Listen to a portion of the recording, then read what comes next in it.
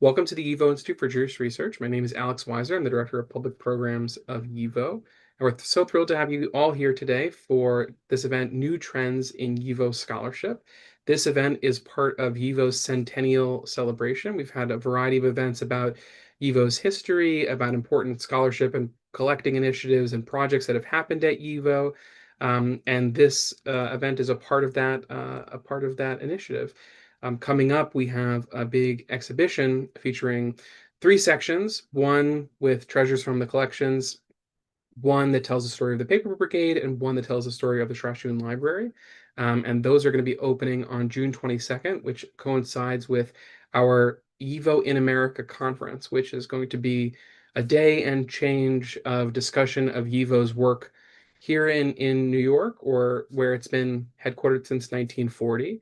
But going back to today, a big important part of the story of YIVO is not just all the different continuing work that it does, but the way that its old work is used by scholars in different ways. So we're really thrilled to have a wonderful group of scholars with us to talk to us about their new work, which touches on some of YIVO's old work. So it's a very interesting event for us. And just to dive in, I want to introduce the moderator, the chair of today's event, Jessica Kirzane. Jessica Kirzane is the Associate Instructional Professor of Yiddish at the University of Chicago. She's the editor-in-chief for Ingeveb, a journal of Yiddish studies. Kirzane has published widely, including literary translations of three works of Miriam Karpilova. Kirzane has been a translation fellow and a pedagogy fellow at the Yiddish Book Center and serves on the academic advisory board of the Jewish Women's Archive. She earned her PhD in Yiddish studies from Columbia University in 2017. Jessica, thank you so much for doing this. Thank you so much for having me. It's really a delight to have the opportunity to learn about all the wonderful work that these scholars are doing. So just a little bit of housekeeping before we get started.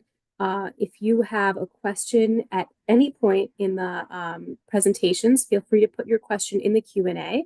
The way we'll do this is each person will give their talk, and at the end of all three talks, then it'll be time for Q&A. And I'll ask some questions, and I'll also read the questions from the audience. So but you don't have to wait until all of the papers are over to post your questions. We'll just hold on to them until the end. So feel free to ask them at any time.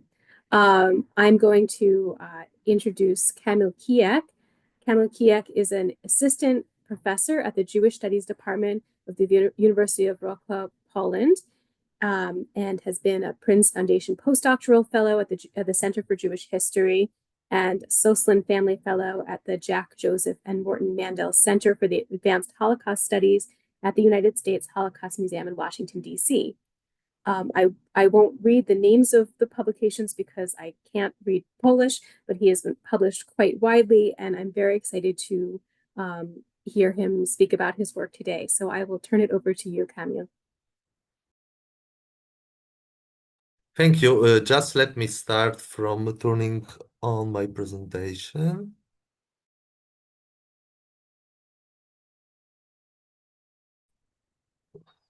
Yes, thank you. So thank you for having me here. It's really an honor after spending 2 separate months in YIVO working on the YIVO materials as a PhD student, then after being in New York as a postdoc, as a Prince Foundation Fellow, also spending 1 year in YIVO. I have a honor now to speak about my work that was possible thanks to the YIVO resources, the amazing YIVO materials. And in my short presentation, I want to speak about two things. First of all, I want to say how the one particular group of YIVO materials, that is the YIVO autobiographies of Jewish youth, informed and enabled me to write my dissertation and subsequent book. And secondly, I want to speak about the potential of YIVO autobiographies for the future cutting edge research. And just a sec, my screen is not moving, sorry for that. Okay, yes. So, as I mentioned, I wrote a doctoral dissertation that was devoted to the socialization culture and political culture of Jewish youth in Poland. And on the basis of this, I published Polish language book that now in February 2026 will be published in English as Modern Radical, Politics, Culture, and Socialization of the Jewish Youth in Interwar Poland. And my main problem, the main thing that interested me was to study the very specific, one and only actually, the unique generation of Polish Jews, the only one that from the one side grew up and was living in Poland when Poland before the Holocaust was still one of the centers of the world Jewish civilization, and at the same time the only civilization that confronted modern nationalist or national oriented Polish state. Because the generations before grew up in a multinational Habsburg or Russian empires, now it was the only generation that confronted the Polish state, the modern Polish state, but at the same time, Poland was still one of the centers of the Jewish civilization. And in my dissertation, I dealt with problems such as conditions of growing up in shtetls and large Polish cities in Jewish families, education, daily cultures, including various language cultures of Polish Jews, relations with the state and Christian non-Jewish citizens, internal class and stratification divisions inside Jewish society, state and popular anti-Semitism, finally, Jewish youth political awareness, political engagement, and political culture. And what I want to underline that besides me, there were many scholars who dealt with these topics using YIVO autobiographies and other YIVO resources, including such seminal scholars like Ezra Mendelssohn, Adva Zelzer, Ido Basok, Rona Yon, and many others. But none of us actually had explored uh, any of these problems to the final extent, meaning that there is still a lot to be researched and said about all these spheres of Jewish life, working on the YIVO autobiographies. And why these are such an amazing sources? They were collected in three autobiographical contests organized in 1932, 34, and 39. And at the time that I was in, altogether more than 600 autobiographies were collected in the contest. At the time that I was in YIVO, 384 were accessible, but now I think even more. And 70%, around 70% of them were written in Yiddish, 20% in Polish, and around 5% in Hebrew. And I used 100 of these in my own doctoral work. And it is important to say that almost all the Jewish milieus and stratas are represented, of interwar Poland are represented in these autobiography selections. Uh, Jewish society from central Poland, from so-called Eastern borderlands, both from Litvak and Hasidic area and from Galicia, rich and poor, Polish-speaking, Yiddish-speaking, Zionists and Zionists, etc., etc., and maybe the two groups that are not so much not represented in this context, and one are these Jews who felt already as Poles of Jewish origin or Poles of Mosaic faith, that is, did not have the Jewish national or ethno-religious identification, and secondly, the group that I would call faithful ultra-Orthodox. Including part of the Hasidim, but again, many of young people who were still in a part of Orthodox society, but they had some problems with their orthodoxy, or they were struggling with their orthodoxy, send their autobiographies for the YIVO contest. So we have amazing also glimpse into the Orthodox life via or through these autobiographies. So to sum up, YIVO autobiographies give us unique access to almost all dimensions of Jewish life, seen from the perspective of young Jews who grew up in interwar Poland. And what is also important to underline is to say that they give us a non-elitary view from below. That is not from the press reports, not from the political party reports or cultural organizations, how adults look at the youth, but exactly how youth was looking upon itself. And here are just a few examples of protagonists, of the young people who wrote these autobiographies. So, for example, boy from Belzer Tzaddik family trying to pursue both Orthodox and secular education. Litva girl that trying to retain her Orthodox religious allegiance, but also become a teacher. Son of Lutmers from Sztetl in central Poland with strong resentment towards traditional Jewish culture, traditional Jewish social hierarchy, conditions of peripheral Polish capitalism, joining the communist movement. Finally, girl from upper class, acculturated Polish language family, joining Chechaluts and left of Zionist movement, people from Bundist families, people from small peddler families who joined the Bund, and so as I said, people from all possible milieus. And in two slides, in two quotations, I wanted to show you how big potential is kind of given by every actually autobiography, and you can see it only by these very few tiny quotations. First quotation from autobiography of Gershon Pipa, actually brat of Shmuel Zanvil Pipa, one of the YIVO Zamlers that was described in Itzik Gottesman book on Yiddish ethnography. His less known young brother writes in his autobiography. I was wondering in which language to write my autobiography, in Yiddish, in Hebrew, or simply in Polish. There are things that I think about in Yiddish, in short, that they are issues relating to my everyday life. I think about Eretz Israel and matters related to Zionism in Hebrew. There are also a few things I think about in Polish. School, Polish history, and general history, world geography, etc. I finally decided to write my autobiography in Yiddish because at least half of it would be about my daily life.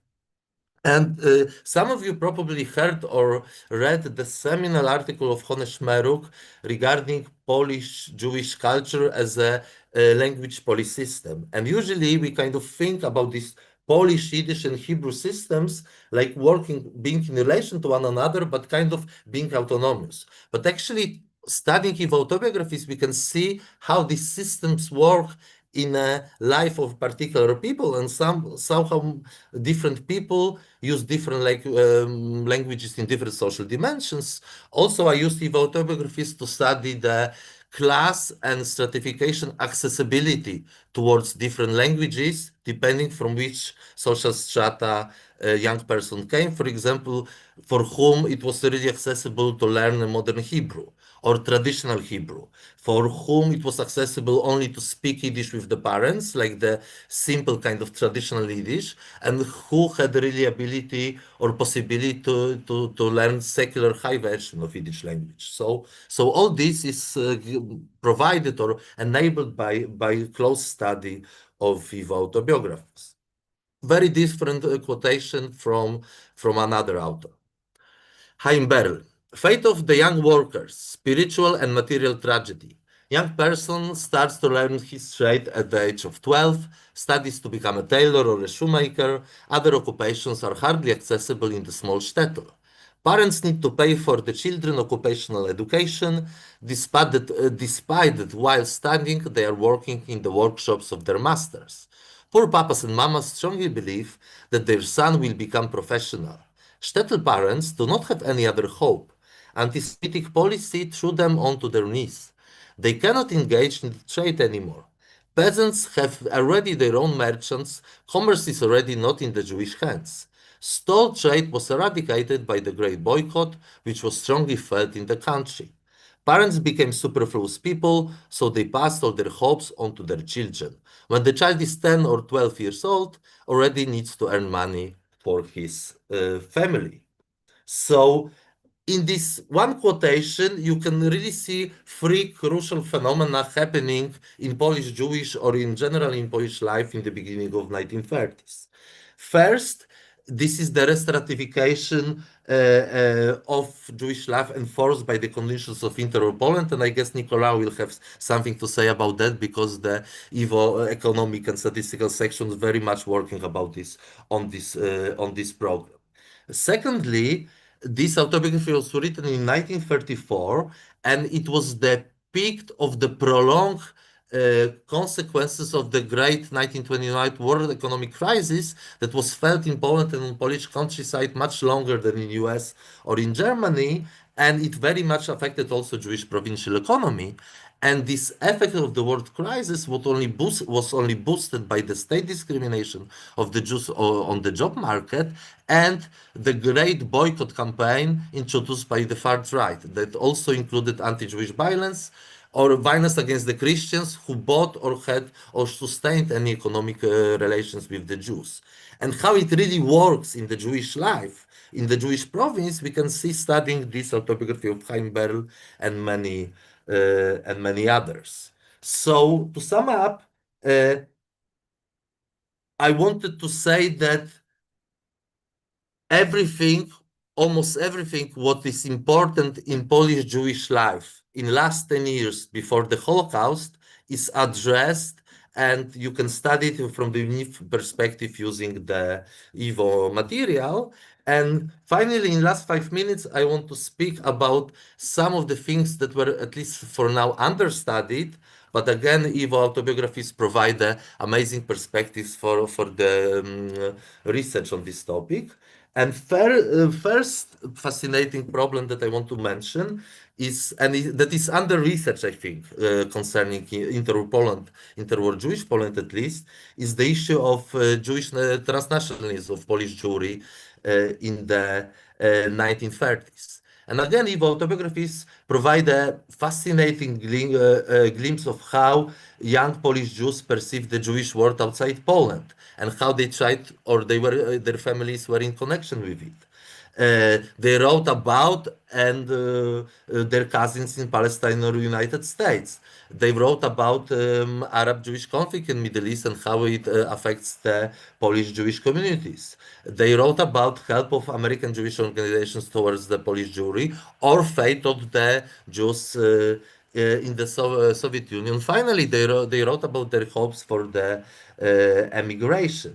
And there are already some authors who kind of use YIVO autobiographies to study Polish Jewish community as the transnational community. One work that I should put here, its cover, but I forgot to do it, is Hebrew work of Rona Yona, Kulam Niyeh Halutzim, about the Polish Halutz movement, how much it is transnational movement and how much it works between Poland and Palestine. So in order to understand what's happening in Poland, you actually need to understand what's happening in the land of Israel and in other dimensions of Jewish life. What is happening in US, it very much, of course, affects Poland.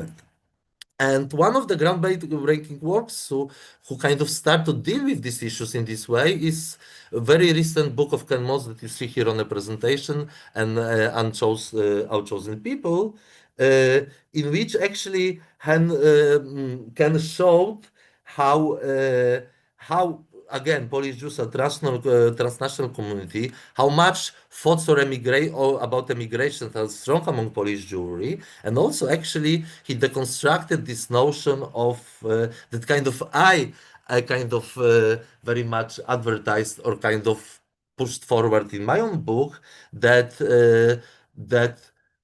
political Jewish culture of political culture of Polish Jews in 1930s was mainly about the radical politics, but also what Ken found, also using YIVO autobiographies and other YIVO resources, is that there were some new thoughts kind of deconstructing or kind of new ways of political thinking emerging among Polish Jews, and that we can understand them only from the standpoint of transnational lens. And in my strong opinion, Book of Ken Moss and again YIVO autobiographies provide us fascinating glimpse into important kind of a point or moment in the longer phenomenon that is the ECS Europe, that is what's happening from 1870s, that is the abandoning or departure from Europe of Eastern European Jewish community, and Eastern Europe stopping to be a Jewish center already before a process that already starts before the Holocaust. Finally, regarding the Holocaust, I want to say that YIVO autobiographies and other materials provide a fascinating input into the Jewish-Christian relations before the Holocaust, that is in last 10 years before the Holocaust, in last decade, that enable us to much better understand the dynamics of Jewish-Christian relations during the Holocaust. And here you can see two books addressing these problems in two very different ways. That is Bloodlands of Timothy Snyder and Anatomy of Genocide of Omer Bartov. And not to go on regarding that, I want to say that studying, if the problems that they study in a book would only approach from the standpoint of autobiographical materials of the Jews written in the 1930s, not the memoirs that were written after the Holocaust, they would enable us to much deeper understand the radical modernity of 1930s, the impact of radical nationalism on mutual relations between Poles, Jews, and Ukrainians or other Central Eastern Europeans. And this would provide us in much better understanding of the relations during the Nazi genocide that took place in this part of Europe during the Second World War. And actually, this is what I want to do in my next project. So at the end, I wanted to say that if you once start engagement with the resources and materials, it becomes a lifetime thing. You never finish with that. Thank you very much. Thank you very much. That was really interesting and a great place to start to kind of get a sense of what it means to look at material from the YIVO archive and what kinds of worlds it opens up for you. So we'll turn next to Nicolas Vallois, and I'll just read a biography first. So Nicolas Vallois' current research focuses on the history of Jewish statistics or Jewish social sciences, which refers to the important development of statistical studies of Jewish populations that began to emerge in Europe and the United States in the second half of the 19th century. He's interested in the theoretical influences of this current of research in the way in which it gradually developed into an autonomous intellectual field. His work is therefore related to the history of economics and statistics, but also to cultural history, since he's more generally interested in economic representations and stereotypes associated with Jews in economic thought. His previous research was in the history of neuroeconomics and behavioral economics. So, Nicolas, I'll let you take it away. Thank you, Jessica. Hello, everyone, and thank you so much for inviting me to be part of this panel. So let me share my screen. Oh, can you see it?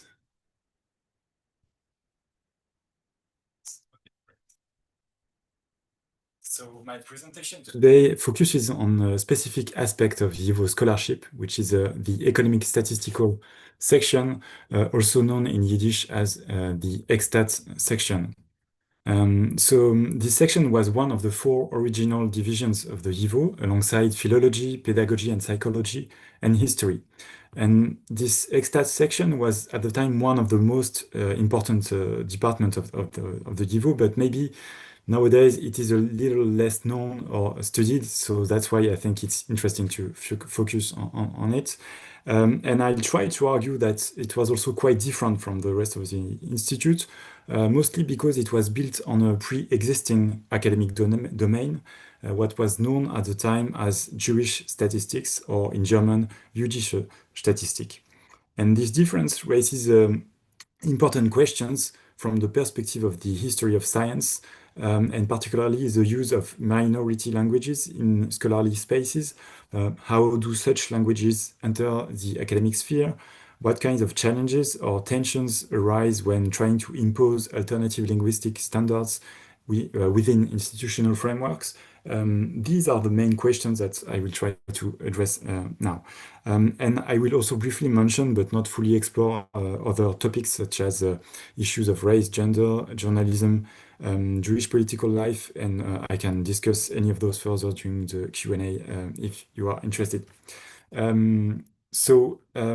Just a few words about what I mean about Jewish statistics. This expression refers to a domain of knowledge that had its intellectual roots in the German tradition of statistic, which was closely tied to what was known at the time as Staatswissenschaften, so the sciences of the states. And in that tradition, statistics didn't mean mathematical analysis as we understand it today.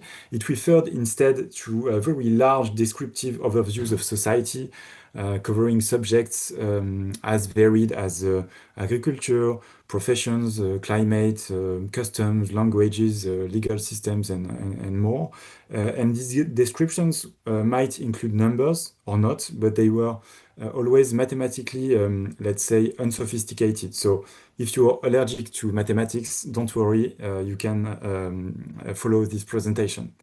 And this legacy is clearly reflected in the YIVO statistical publication and journals. So for instance, here in the table of contents of one of the sections journals, you can find articles not only on economics, economic output, occupational structure, but also on Jewish criminality, Jewish education, Jewish literacy, Jewish migration, and so forth. So a very wide range of topics that in many ways anticipates what we now call the social sciences. So these journals were quantitative in the sense that they included many statistical tables. They were filled with numbers, but without mathematical complexity. So there was no equations, no strange mathematical symbols, just rows and columns of data with basic additions and subtractions.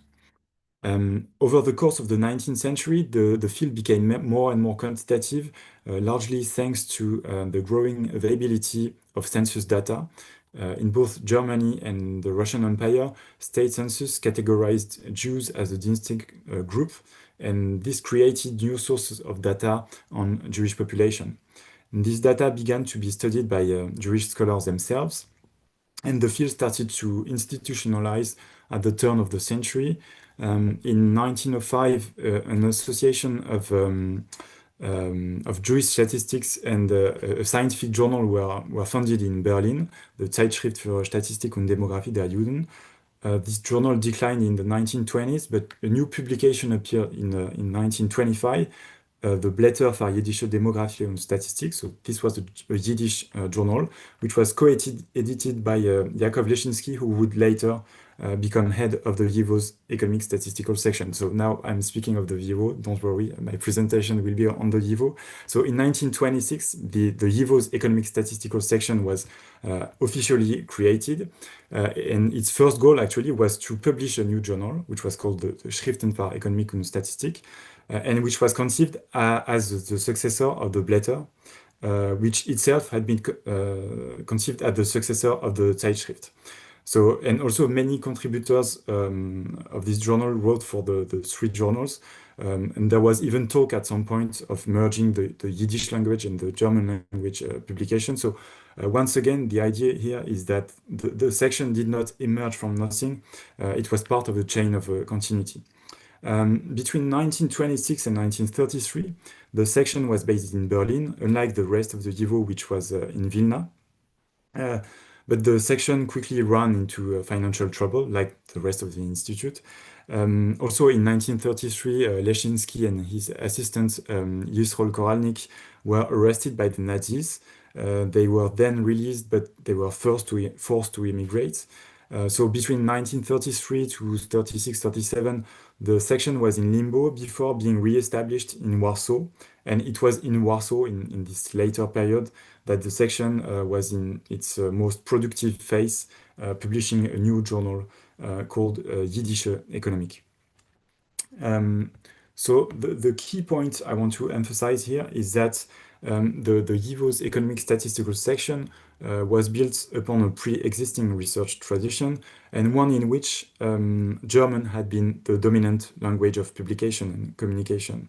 In contrast, the Economic Statistical section and the YIVO, more broadly, made a deliberate linguistic commitment to Yiddish. They wanted to publish scholarship about Yiddish, but also in Yiddish.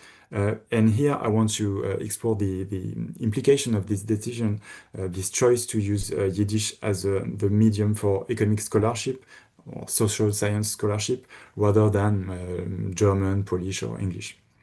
And first of all, it should be noted that this linguistic commitment created many challenges in the day-to-day operations of the section. One of the most pressing issues was that some of the philanthropic organizations which funded Yiddish statistical journals insisted that these journals should be published in English or German instead of Yiddish. And they were arguing that the use of Yiddish as a language of publication prevented to reach a broader international audience and to influence a larger public opinion. Of course, this kind of pressure was not unique to the Economic Statistical section. It applied to the YIVO as a whole. And that's why the YIVO eventually developed a principle of linguistic hierarchy, meaning that Yiddish was the preferred language for publication, but not the only one. And for instance, the YIVO accepted to publish translation into German as long as the original text had been published in Yiddish first. But I argue in my research that these linguistic tensions were perhaps more acute within the economic statistical section for at least three reasons. First, because of the nature of its research topics, the section was very closely connected to Jewish relief and philanthropic organizations who often wanted their funding to support publications accessible also to a non-Yiddish reading audience. Second, several of the section contributors had very strong academic ties to German-speaking academia, and they were probably more concerned, I think, than other sections with the international academic visibility. That's what Leshinsky said in one of his letters to the YIVO headquarters in Vilna. He said, "We need foreigners to understand what we are working on." And I think that was an important point of the section. And third, the use also of the Hebrew alphabet in Yiddish raised technical challenges for the publication, for the edition of statistical charts and quantitative data. But it is also important to know that Yiddish offered some benefits as well, notably the fact that not all, but most contributors of the section were, of course, native Yiddish speakers. And also, despite what it is often assumed about the proximity between Yiddish and German, these Yiddish-speaking authors were not necessarily proficient in other languages such as German. So, for instance, Liebman Hersch, who was then a very well-known demographer and member of the section, specifically said in one of his letters that he was not able to make conference or to write directly in German, even though he was a native Yiddish speaker. So the section, I think, looked for a balance between these constraints and benefits, and as a result, it established what I call a linguistic compromise. And an important part of this compromise concerned the translation of some parts of its journals into foreign languages, non-Yiddish languages in the journals of the section. So you can see here a table showing the presence of foreign languages in the journals.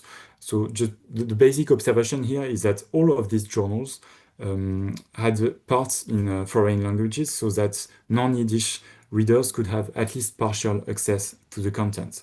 And I think it's interesting to compare in this regard two journals. The Schriften, the Ökonomische Schriften, here you can see on the right, which was published by the YIVO, and Wirtschaft und Leben, another statistical journal, which was not published by the YIVO. Both journals were very similar in form and content. They had similar contributors. They received funding from similar organizations. They published similar content on similar topics. But as you can see, Wirtschaft und Leben on the left side was fully in Yiddish. Unlike the Schriften, where you had a front page both in Yiddish and German, you had also the table of contents in both languages, and you had also German summaries at the end. So once again, this clearly confirms that the economic statistical section was concerned with the academic visibility. And similar comparisons can be made with other Yiddish statistical journals that were published at the time by Soviet academies or by the Bund. I think that there was, however, some limits to these linguistic compromises, and one of the most important came from the design of statistical charts, because the problem was that including multiple languages within a single chart creates significant editorial challenges. The basic problem is one of visual clarity, because the more languages you try to include, as you can see, for instance, in this table, which came from a Yiddish statistical journal, the harder it becomes to ensure that data remain readable and well structured. Now, this issue, of course, wasn't entirely new. You can find similar problems, for instance, in the Polish census. You can see an extract here. And this census was, the results were printed in both Polish and French. So if you look at this extract, for instance, you can also see how multilingual layout can undermine the readability of statistical information. But once again, I think it was a matter of degree, in the sense that the challenge was perhaps even greater in journals such as Yiddish or Economic, where you can see an extract here. And because the editors didn't just want to publish in two languages, but here they aim for three, Yiddish, Polish, and English. And also one of these language was Yiddish, so written with the Hebrew alphabet, which made the typographic and editorial work even more complicated. Let me now very briefly turn to some other dimensions of the topic that are no less important, so I can discuss further in the Q&A. So one of them is the issue of race and race science. So the general idea here is that the YIVO as a whole moved away quite quickly from race theory and race science, but the Economic-Statistical section remained more ambivalent on the topic. So on the one hand, you had leaders such as Max Weinreich in particular, who understood very early on that race science was not just about ideology, about political ideology, but it was also a form of knowledge, an epistemological structure that had to be fought against and criticized from the perspective of the social sciences.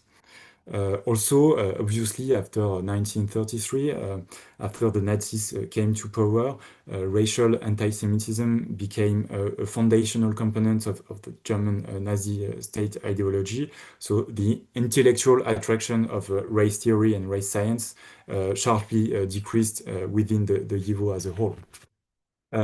On the other hand, the position of the ekstat section was more ambiguous, and one important reason was that the German academia had long been the intellectual and scientific model for the section, which for this reason was closely tied to the German academic field. And this mattered because Germany was at the time the academic center of race science and race theory.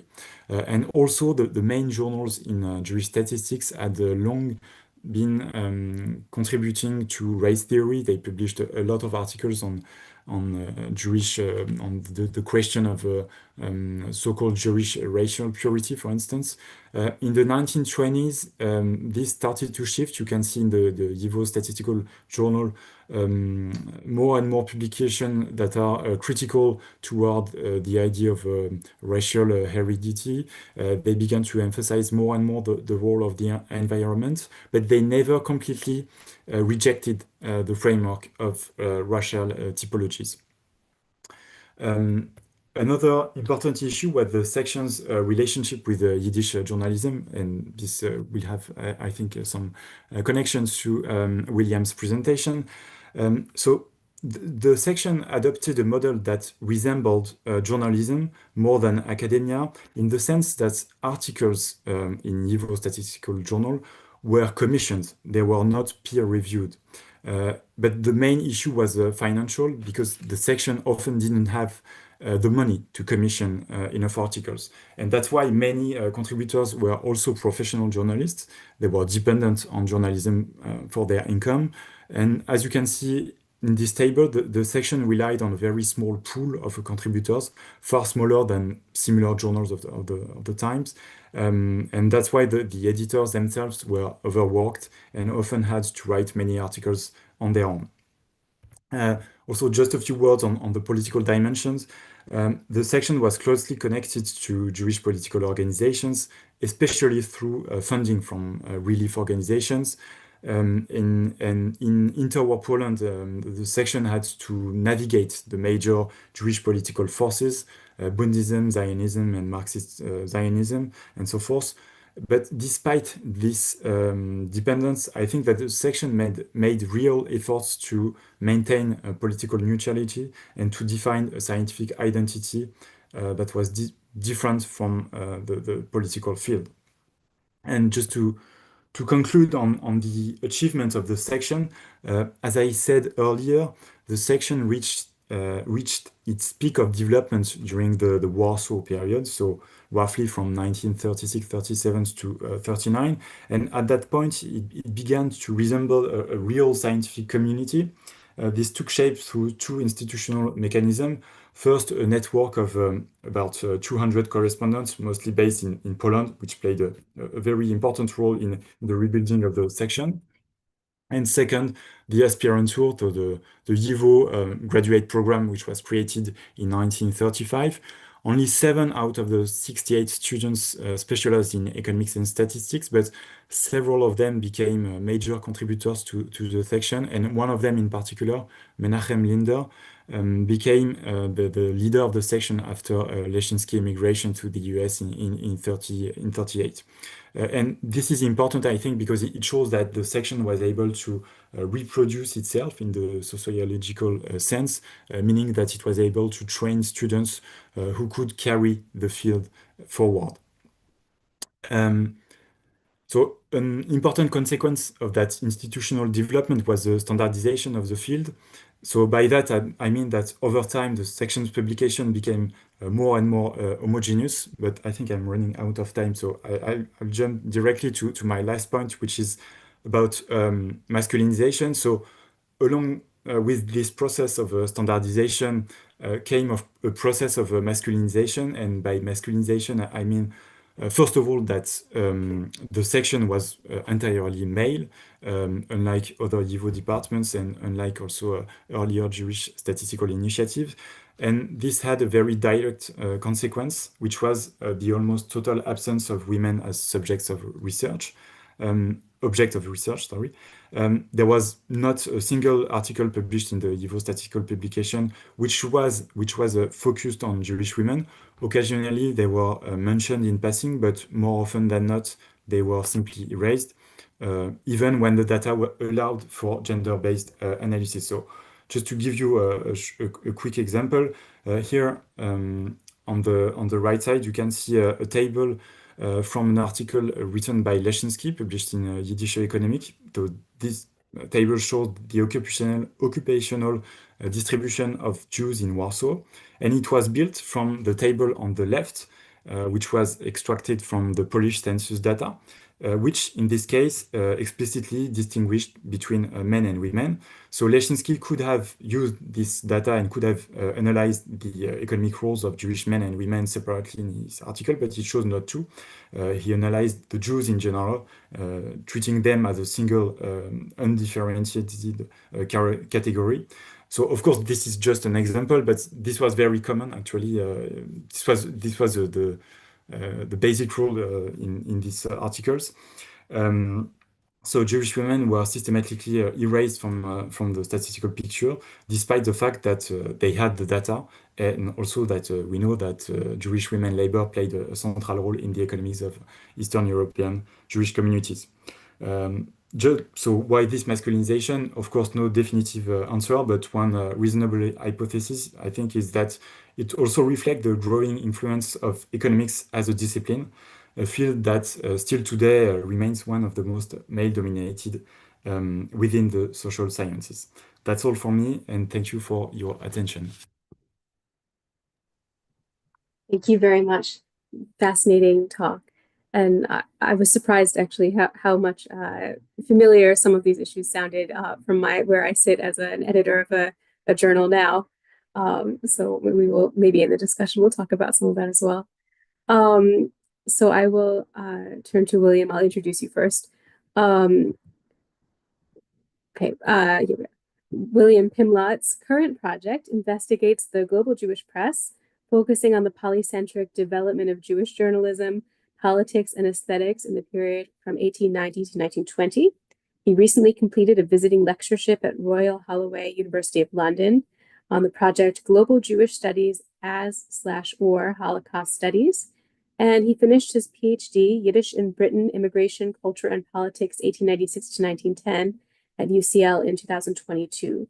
Dr. Pimlott has written for the London Review of Books, Tribune, and Jewish Currents, and I'll add YGF to that list, and recently published an article in Shofar. And so I'll turn it over to him, William.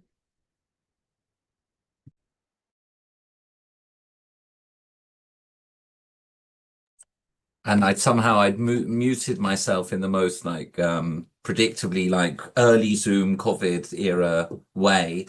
Shock for everyone. I'm actually not talking about the global Yiddish press. And due to a miscommunication, that was very much where I was in 2022, 2023. So I feel a little bit exposed. It's all my fault, but I feel a little bit exposed because you now see how my career is or isn't developing and the course of projects I took. But anyway, that's a good thing. First of all, can I thank, it's very exciting to be on the panel with Kamil and Nicolas. I read both of your articles about YIVO as I was writing an article myself on the history of YIVO in Britain. And so it's very nice to be on this panel. And then I'd like to thank Jessica for the amazing work at Ingeveb, which is just brilliant. And I think anyone in Yiddish studies knows it's a completely different world because you've built that. So thank you so much. And lastly, I see Cecile is there in the audience. And I think Kamil and Nicola would agree with me. We're only standing on the shoulders of the work that Cecile did in this amazing book. I just did a lecture at the Lithuanian National Library on this topic, and I reread the book from beginning to end, and it's just such a wonderful book that captures this emotion, because also no one's talked about it so far, but YIVO is an emotion, an affect, a passion for collecting. I think, Kamil, you got there when you said you suddenly find your whole life becoming YIVO, and maybe that itself is a synecdoche for Yiddish, which I think we're maybe not tackling head on, but the fate of YIVO is also the hate of Yiddish. And to thank Alex for organizing this panel, I think we can be really excited about the robust good health of Yiddish research, of YIVO, in this moment 100 years on. And a kind of question I want to ask everyone is, look, what would the founders of YIVO have made of this moment? What would they think if they were hearing me with my English accent? I'm not Jewish, for example, involved in these kind of exciting YIVO projects and all the new forms YIVO research has taken. So to actually start the presentation, which I now see I can't, oh, thank you. Okay, so I'm starting with this image which really struck me when I got into the archives. It's a photo from a newspaper and it shows YIVO in the Jet Age. Here we have, of course, the Kenner in this group. They'll all know who these two are, but for the audience, won't. But I wanted to say YIVO went global. YIVO went around the world, and Yiddish culture stepped out of a jet in South Africa. And so this is I find this an evocative photo because of the kind of cheerful expressions, the fact that a Yiddish journalist was sent to just outside Johannesburg to take this picture. But also it's about the subject of my talk today, which is YIVO around the world, the Friends of YIVO societies. So here, these are images of YIVO from, and I realize I can't see the notes, but this is from the publications from YIVO in Mexico, in Miami, and in Uruguay. It's interesting to me to see YIVO refacted through all these different societies around the world, which honored YIVO of 1925 and then when the building was built in the 1930s, but also took its mission into a global space. What did it mean that YIVO had friend societies around the world? How does that change our understanding of YIVO? That's the subject of my little talk. The first thing is that this was very practical. As Cecile's book really demonstrates, it was important for YIVO to have friend societies for fundraising purposes. But there was more to it than that. There was also the question of collecting material. And then on top of that, there was prestige and ideology. Because YIVO had friend societies all over the world, it could say it was global, it could say it spanned the whole world. But actually, the nature of this relationship between the center and the periphery at YIVO has never been very clearly theorized. And I think that's what I'm going to talk about today is what is the complexity of that relationship? And also, what can it tell us about the global in Jewish history? The global, to me, remains very under-theorized beyond the idea that, oh, there were lots of Yiddish settlements around the world and they all had different organizations that interacted. Can we get to a deeper understanding of what global Jewish history might mean? This is the entry hall of the YIVO building in Vilna. Well, what did they have? They had the map there because that was such an important issue for them. The YIVO was spread around the world. And then I want to put the cat among the pigeons and say, look, should we even talk about YIVO as a singular entity? Or has YIVO always been multiple? Nicolas touched on it when he was looking at the fact that the statistical section moved to Warsaw in 1936. He also could have mentioned the historical section in the 30s, which also had that kind of base in Paris. So you had this one thing, which was YIVO's kind of central administration that was based across Vilna, Warsaw, and Paris. And then you had this friends network. And then with the tragedy of the Holocaust, there was this question of, well, who is the YIVO? New York, of course, claimed it was the YIVO. But actually, Argentine YIVO, which is this amazing, successful organization, existed as well. So I'm going to put the cat among the pigeons and say, what does it bring to understanding YIVO if you don't understand YIVO as one thing, but as multiple? So not YIVO, but YIVOs. Okay, so this is the coolest headline for me as a Yiddishist going. This is an article about Max Weinreich's visit to America in the late 1920s. And he was a prophet of a new Yiddish era. Of course, I think Isaac Goldberg was already a sympathetic journalist, so this is a bit of a planted article. When I was writing up my notes for this talk, I was thinking, to what extent could I really say that Max Weinreich had an enthusiastic reception when he went to America? But the point is that to try and understand the difference between, one might think that it's natural and organic. Wherever there were Yiddish-speaking Jews, they set up their YIVO societies. And of course, that is the truth to a certain extent. But those YIVO societies were also built or gained different importance or had different functions based on the tours of Yiddish-speaking YIVO activists around the world. So we started with Shatsky and Goldberg, but here we, not Goldberg, sorry, but here, actually, yes, Goldberg, but Isa Goldberg, not Isaac Goldberg, which is a confusing thing here. But these tours were a big part of the how YIVO kept all these societies around the world together. And here you can see the menus, which are delicious sounding and incredibly elaborate. And so here we can see the fundraising function. When Max Weinreich came, they had a big dinner and celebrated it. But it's also an element of YIVO that I think goes much too under-discussed, which is that YIVO was a social club. YIVO was sociability. YIVO was being together. Look how much fun they're having here in Argentina. And YIVO was a venue for Yiddish-speaking intellectuals all over the world to visit. Sorry, I shouldn't have skipped that. So one thing to remember is that YIVO didn't, when it was doing these fundraising tours around the world, it wasn't operating in a vacuum. And something that's been very interesting in doing this research on YIVO around the world is to see the competitive environment YIVO had to struggle in. In particular, when Shatsky was visiting South Africa, which we saw the photo at the beginning, he was told by the South African Jewish Board of Deputies that they were already doing a United Israel appeal for Israel. So it meant that he wouldn't be allowed to attend certain parts of South African Jewish life. And on top of that, in the end, he would only be allowed to attend if he said, okay, we're selling memberships to YIVO, but not properly fundraising. So this is a big element of YIVO's history after the establishment of the State of Israel in 1948. But of course, earlier, even in the 1930s, YIVO was trying to fundraise in a competitive Jewish fundraising market. And it's worth saying in the 1930s, with all the other different problems facing world Jewry, YIVO would come sometimes 5th or 6th on the list of the priorities behind, say, appeal for Polish Jews, the Ort and the Oze, all this broader space. This was frustrating for YIVO. And also a problem that developed, and which would be an enduring problem, was, well, look, why should we give money to YIVO when YIVO's based in New York? Look, shouldn't the Jews in New York fund YIVO all over the world? If you read Cecile's book, you see that actually the Jews in New York were funding a lot of YIVO's activities in the 1930s, although it depends exactly when you look at after the crash, which raises deeper question. Who is YIVO for and who should pay for it?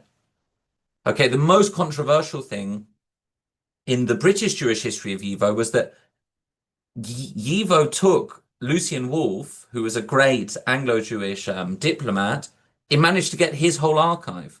Lucian Wolff's archive is not in Yiddish, okay? But a collector, Moshevich, who was a Zamler, ended up sending it to New York. So you have this great paradox of YIVO was collecting things that weren't Yiddish, but it wasn't paying its Yiddish activists who were collecting it. There's all these ethics of YIVO as a global organization that are kind of interesting to think about. So now I'm going to move on to the second part of what I'm discussing, which is about this kind of comparative aspect that I think is interesting. The history of YIVO around the world is not just a history of YIVO, it's the history of Yiddish. It's about where did Yiddish flourish and why. And it won't be a surprise to anyone in this group that Yiddish flourished most of all in South America and in Central America. So why did Yiddish flourish there? Well, mainly because the effects, Argentina boomed economically during the period of the Second World War. And that's why also had an influx of Polish Jewish emigres. And so the Argentine society, unlike all the other YIVO societies, say the society in Australia, in the Kadima in Melbourne, or the society in London, the society in South Africa, in Argentina, for a variety of cultural and economic reasons, the YIVO office was in the AMIA building in the center of the Jewish community. So where YIVO was at the center, which was more broadly speaking, where Yiddish was more central to Jewish communal life, YIVO flourished much more. And the achievements of the Argentine YIVO society are formidable. I'll just get this list out.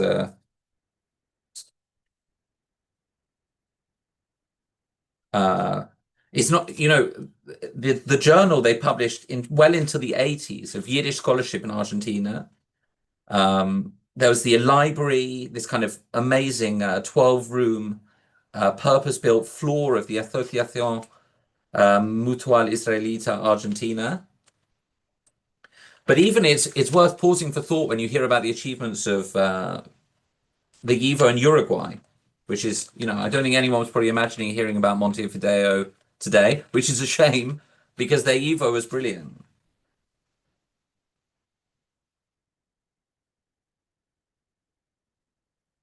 YIVO in Montevideo had a library of 1,400 books. It staged 2 exhibitions in 1946 and 1949. And it also started researching the Jewish history of early settlers to Uruguay. These are some more photos of Argentina. This is when Sholem Asch was in London at the British YIVO branch.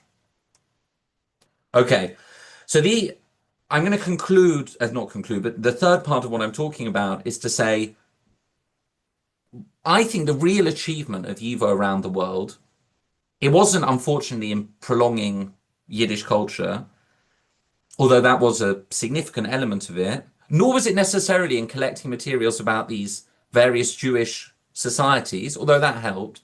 But something that was really amazing it accomplished was the commemoration of the Holocaust. So the more research I do, the more I find that just as in the United States, one of the first exhibitions was organized by the YIVO, so in Australia, so in Uruguay, Argentina, because YIVO had the technologies of Yiddish there to do history on the ground, it was also the first place that brought Holocaust consciousness to these publics. Of course, we know that the idea that there was a silence about the Holocaust after the Holocaust is to a large extent a myth, but I don't think there hasn't yet been this focus on the fact to which it was YIVO societies around the world that pioneered the commemoration of the Holocaust. And here, I just want to show you what the Belgian Society was able to preserve and send to New York. On the left is a piece of burned Sefer Torah that they managed to save, and on the right is a diary in French of a Jewish Holocaust survivor of a teenage girl.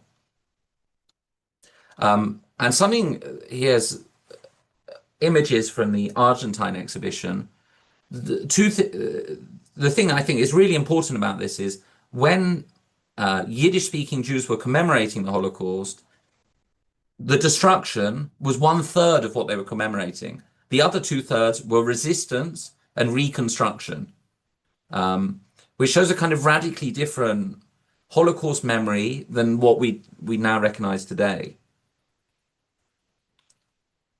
Okay, so I'll finish with this slide. In 1994, AMIA was bombed and YIVO too was bombed. Rojansky said to a journalist, "I've seen my life's work go up in flames." Okay, so Yiddish didn't escape history, and Yiddish is still under attack. Here it was under attack and destroyed. And you know, even the irony, the tragic irony of this is it's in a place like Argentina where this attack happened, but Argentina was the very place which was the least affected and was why the YIVO had flourished. It's a kind of difficult historical irony. So I want to make two last conclusions from a more theoretical bent. What actually are we brought to consider if we don't consider YIVO as a YIVO, but as multiple YIVOs? Well, first of all, we realize that it's through the multiple YIVOs that a diasporist historical project was able to build an archive that can rival the Hebrew University. Okay, so although there's not the living YIVO societies anywhere other than Argentina, so far as I know, the archive lives on and it captures a slice of Jewish history of the 20th century, which remained true to the ideologies of its founders. But second, it shows us that what we call global, okay, needs to be nuanced.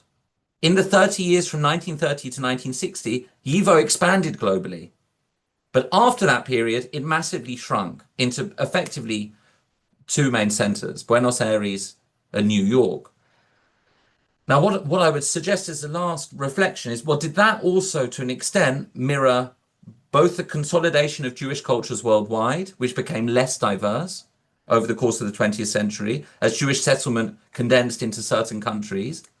But does it also, if you look at what actually happened with the history of YIVO, namely an American institution gaining the intellectual and archival materials of Jewish communities all over the world, is that evidence that globalization also took place?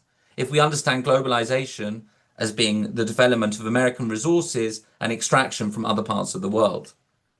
Of course, many of the YIVO activists who collected these materials were very happy for them to be safeguarded in New York. So the ethics of the question is more complex perhaps than I'm making out. So thank you.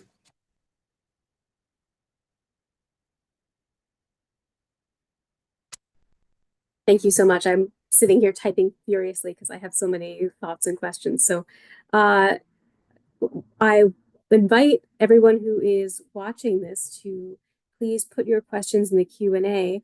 I do have some questions of my own, but I would really like to also ask other people's questions. As you know, I'm not a historian, so I imagine that there are many better questions than the ones I will ask.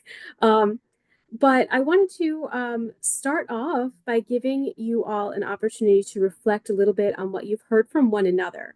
How does working on the YIVO material alongside other scholars who are doing related work enrich your understanding more broadly? And in particular, I want to kind of think about one piece of it that I heard all of you talk about, which is language choice, let's call it, and the implications of it in each of your work. And so the idea of what kind of language someone is using in an autobiography influencing the subjects that they make, or perhaps certain subjects being more likely to be discussed in certain languages. I'm not sure which one is influencing the other, but that's a question for you, Kamil, and for you, William, thinking about the Argentinian YIVO, and then what language is their publication in? Are they struggling with similar kinds of questions that Nicolas is talking about what should be the language of scholarship, and what are the implications of having a Yiddish language scholarship that's maybe not legible to a broader scholarly community? And so what's the value of speaking in an enclosed Yiddish environment versus to a broader environment, and maybe how does that change over time over the course of the various YIVOs and parts of YIVO that you're discussing? So I'll put that big question up for you, and then let you all have a conversation about that.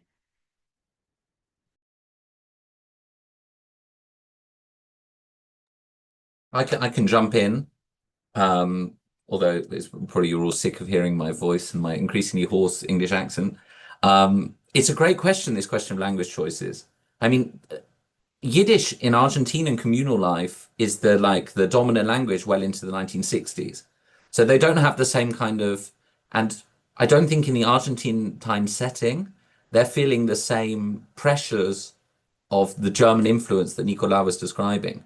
To me, Nicolas has hit a nail on the head, which is this, Yiddish science wants to do a diaspora nationalist project centered on Yiddish, On the other hand, it has Freud, you know, on its presidium. It wants also all the yichas that come from the towering achievements of German Jewry. And I think that's a paradox that equally this question of, well, should YIVO really collect materials that have nothing to do with the Yiddish language or the Eastern European Jews? I mean, nothing is going too far, but it's true that there are some oddities in the collection. It's this other delicious tension, which is YIVO aspires for a Yiddish universalism, and yet it's using this particularist language.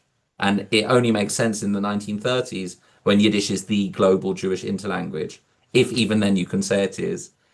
Just because it's a nice invitation to respond to what Nicolas and Kamil said, I think I think the masculinization point is just wonderful, and it's very male. Also, everything I read in the archive of these global societies, and I think that's a really important point to also apply a critical lens to YIVO, and not just to celebrate it on its 100th anniversary. And with Kamil, I kind of want to push you on this point, which was really interesting about even in the 1930s, Jewish life was ceasing to be so centered on Poland. I just wonder where you think like the success of these global branches, which were still copying and looking to Poland, where does that fit in that narrative? I mean, does that confirm your point, or is it in a sense in opposition of your point that the Polish Jews who did escape Poland rebuilt a global Yiddish culture in their image, which would be kind of my take on it? But thank you all, and also thank you, Jessica, for the fascinating question. Maybe let me jump into this discussion if you don't mind. So yeah, thank you, William. I think you are absolutely right in pointing out that the YIVO was a global initiative, and in my talk I spoke only about Warsaw and Berlin, but you were right. This was right for the Economic-Statistical section too. They were in contact. They created alternative center all over the world, also in Paris, where I live right now, as you can see in the book of Nick Underwood. So they were all over the world. And it's interesting, I think, is that it was a very global initiative, but it was also very local in the sense that all of this for the statistical section was made possible thanks to basically two guys working in a small apartment in Berlin, just spending all day writing statistical tables and sending letters to statistical institutes and doing unpaid work. And they were reaching a very large worldwide audience. So it was very local and very global at the same time. Also, another point about your presentation, you said, I think it's a very interesting point. You said that the YIVO was not the priority of Jewish fundraising, and I think it was a bit different for the Economic-Statistical section, because they were arguing that funding their section was a way of helping a philanthropic organization. So it was a kind of social work. It was sometimes disguised as a kind of social work. And publishing in Yiddish was also an argument, especially in the correspondence with the joint. Leshinsky said, well, we are publishing in Yiddish, so we are actually doing social work in Eastern Europe. We are not like a Western European organization doing unnecessary stuff. We are doing real economic social work in Eastern Europe. And yeah, just a comment on Kamil. I was more a question actually. I think what is interesting is that we are sharing some common sources in the sense that the Jewish autobiographies you are speaking about were also a material for the Economic-Statistical section that used it for documenting the economic and social life of Eastern European Polish Jewry in the interwar period. But you said that it was a kind of direct source into the life of the Jewish Jews, but at the same time, it was also kind of informed by the theoretical agenda of the YIVO, especially when I read the extract about, I don't remember the name of the boy telling his life about finding difficulties to be employed in Jewish trade and the anti-Semitic policies of the Polish government and so forth. So this way of documenting the difficulties of Jewish commerce was actually a very important theoretical agenda of the Economic-Statistical section who won a survey specifically on this. So in what sense would you say that these very direct sources were at the same time framed by the YIVO's theoretical agenda? Okay, wow, thank you. It's a privilege, kind of. It's very good to be at the end, and also I see we have a very interesting progression of accents. Like at the beginning, William finishing with perfect British English, and now I'm finishing with outrageous Polish English. So very shortly, starting from Jessica's comment and a question. I think what is common for all our presentations, and I think it's a very important kind of conclusion, the importance of looking at Yiddish as a language in a dialogue with other languages, in a struggle, and in constant engagement. That actually what we are pushing forward is kind of attacking this idea of kind of a Yiddish land like functioning somewhere in a void, that it's always about the relation and a struggle, and actually it's a part of all the evil work interrupted also afterwards, but even before the Holocaust, it's a struggle to be recognized as a modern national language of high culture that can address everything, and we touched it upon very different, like in different places, but in relations to what Nicolas said, again, the historical section and the historical crisis in Warsaw, again, they had the same kind of thing, whether to write in Polish, like also as in Yiddish, and they wrote in both. Why it's important to write in Yiddish, but also one needs to write in Polish, and then in German. Also regarding Max Weinreich and his Weg zu unserer Jugend, the seminal Yiddish work regarding autobiographies, parts of it were published in Polish, also in Polish main sociological journal. So it's always again regarding the struggle and the relation, and not so easy choices. Also the fact that in Eastern Europe there was a very strong tendency also among the Polish language Jews, also big part of the Zionist movement, to denigrate, to actually attack and marginalize Yiddish language. But regarding what you, Jessica, said, I wanted also to say that Yiddish was a choice for our protagonists, for YIVO scholars, but it was not always a choice actually for Polish Jews, and including the ones who wrote autobiographies on the YIVO context. Because what I have discovered actually, the paradox is that we have few autobiographies that were written in Polish, in very terrible Polish, obviously of the young people whose milieu was Yiddish speaking. But the thing is, if you were from a Luftmensch family, very poor family, and the only Jewish education was a cheder for a few years at the beginning, and then the only free, like the school that but the parents could afford because they did not needed to pay for school was a Polish school. So actually, someone was speaking Yiddish, but the only language in which he or she could really write, even terribly, but still write, was Polish. So that's actually one of the biggest problems that YIVO Interwar Poland faces. What will happen to the Yiddish culture because of this influence of these two factors, the economic degradation that also Nicola touched upon, and also the modernizing and nationalizing pressure of the Polish state. And again, YIVO struggled with this problem not only in Poland, but in terms of English language acculturation in US, in what is happening in Soviet Union, uh, and etc. And regarding also what William said, and kind of the centering of the YIVO, I think like William, it's a very important point. If YIVO was not to be global and local already before the Holocaust, it would not reborn so much swiftly during the Holocaust and after the Holocaust all around the world. And then when we look on our protagonists, like Janke Fleszczyński, Aria Tartakower that Nicolas showed, Max Weinreich, Liebman Herz. Herz was in Switzerland. Leszczyński and Weinreich, still being Europe, wrote to forwards. Tartakower was very important activist of World Jewish Congress and a Zionist activist, and finished as a professor at the Hebrew University, actually.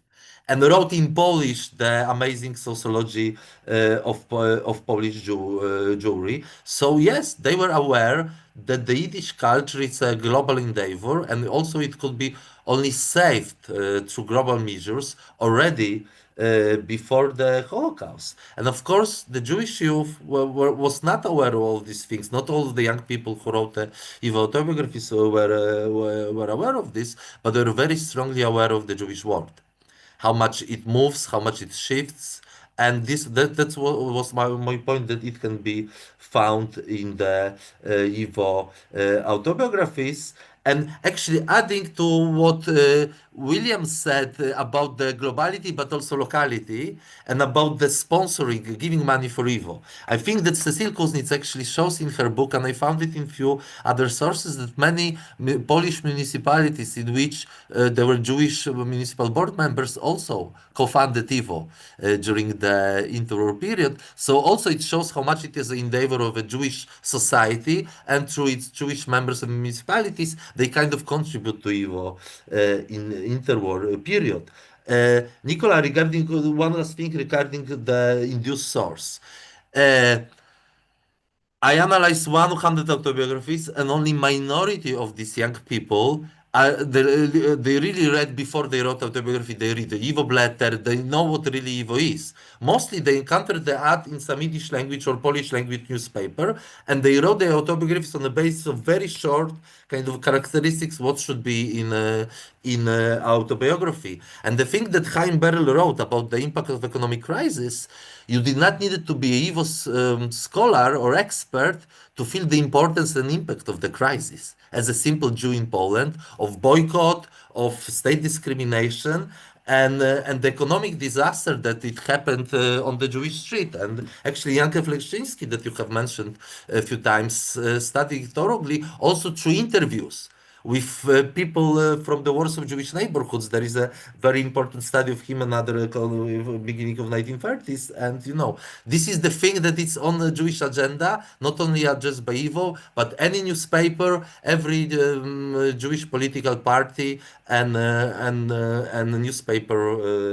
newspaper in Poland. So I would say that most of the YIVO actually autobiographies are not affected so much by the YIVO methodology or agenda.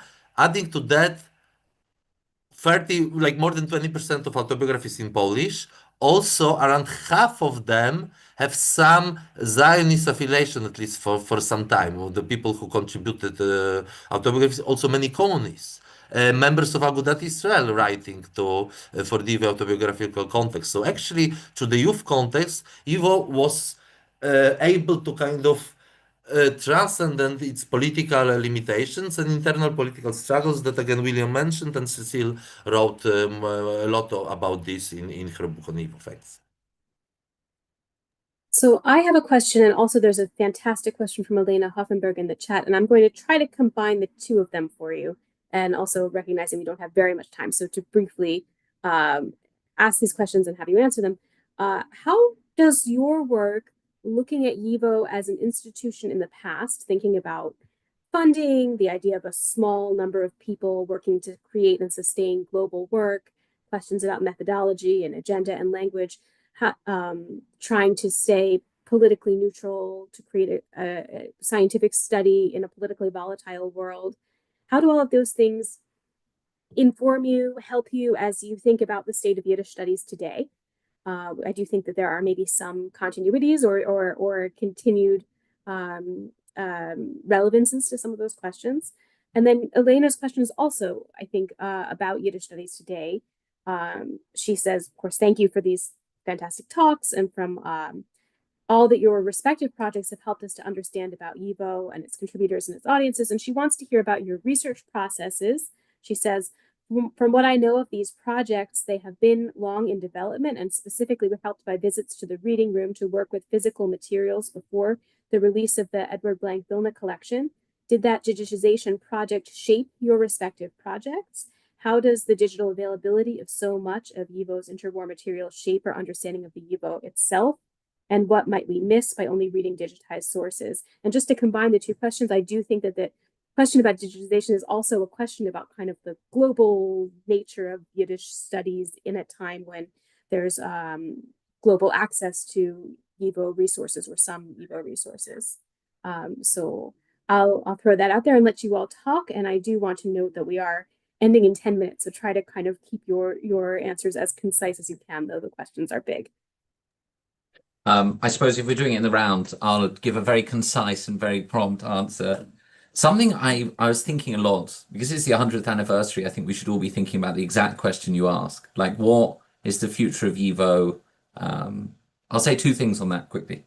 The first is that it was inspiring rereading Cecile's book, the extent to which even the founders of Yiddish came to Yiddish. Like they wrote earlier in Russian, maybe Max Weinreich's family was German speaking. And I think that's something that can never be underestimated, is that this appeal, this magic, the kishuf, whatever you want to call it, the affect, the passion of Yiddish that's present in YIVO, people will always be turning to Yiddish, maybe greater numbers or lesser numbers, but from different places as well, and here, as Kamil was saying, with our different accents, a different accented Yiddish, like when you go to a Yiddish summer program and you hear an Argentine inflected Yiddish, that's now being taught, this kind of thing. And then also this was a project about a people, a folk, but where are the Jewish masses now? And what's Yiddish to them? I think that's one of the tragedies that then has class elements, gender elements for the future. On one hand, I think YIVO can always have this future, but the concept of folk seems to me kind of quintessentially last century, even in like contemporary politics. And just very lastly, because as you say, to be prompt, on the digitalization question, Shatsky, that anecdote I was telling you about how Shatsky wasn't allowed to speak anywhere, I saw at the back of one of these letters that had been written to him, his frustrated response in his handwriting saying, "This isn't fair." I can't remember the exact words, with a kind of exclamation mark. And of course, I would have missed that if it had been digitalized. So it is a risk that the digitalization also brings a loss. But then, of course, it was really nice to see so much digitalized. And when I was in Lithuania last week, there are materials there that aren't digitalized still, although a lot of them are. So I would also remind everyone, it's still worth going to Lithuania, going to the National Library, and you'll see things that aren't digitalized. Thank you, everyone, for coming. Thank you for the questions. I try to be concise too. First, about the digitization question by Elena. Thank you, Elena, for the question, and thank you for attending. I think I've been very, very lucky in this regard, because I've started to work on the YIVO archives in 2018, 2019 maybe. So this was just before the pandemic, so I was able to look to a lot of archives. And then there was a pandemic, and after the pandemic, there was a lot of the digitization coming on. So I used a lot the remote reference session, and also I want to thank Halel Yadin, who helped me a lot at the YIVO. And also I live in Paris, so I can benefit also from the MEDEM bibliothèque. So I think I'm very, very lucky from this perspective. But about the point of digitization, on the whole, I'm a big fan and big supporter of it. I think it's just so great to be able to use these digital archives. Of course, you miss something. I think that not going into the physical archives, you miss. I think the main point is that you don't open the boxes, so you miss the opportunity of just spending the afternoon looking into just two letters that you hadn't expect to find. So when you digitize, you just pick something. So it's a different relation. So I think ideally we should use both, but just the ability to use wherever you want any kind of archives is very useful.